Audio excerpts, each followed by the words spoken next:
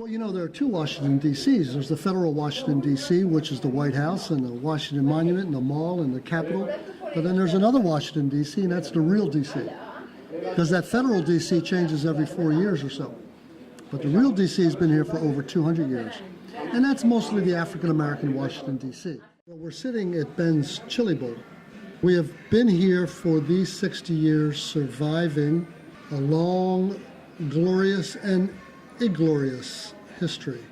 Washington, D.C. has always been a center of African-American life, society, history, and culture, going back 250 years when this used to be tobacco plantation slavery, all the way up through the Civil War, where this area was a place where African Americans came to find freedom from slavery in the South.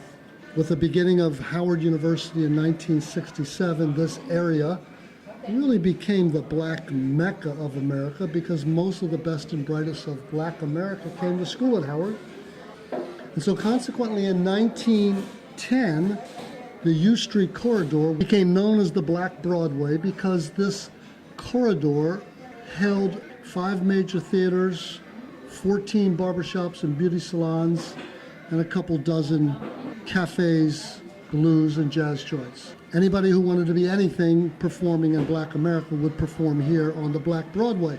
Called the Black Broadway because Broadway was not integrated. And so they created their own Broadway.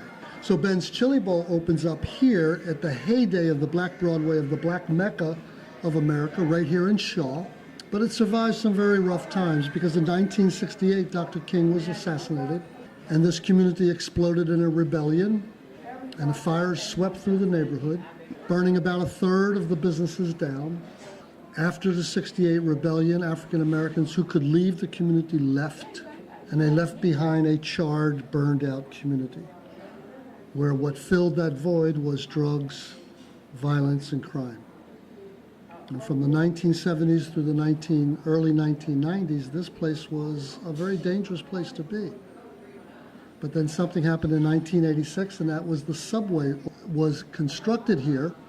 For a 5-year period along U Street, there was a large hole in the ground to put the subway in, and if the drugs and the crime didn't run you out, the construction of the subway would.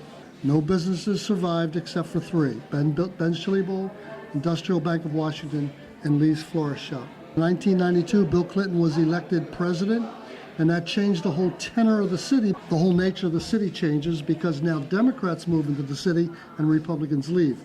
And so things began to change. And the rest is what we call history.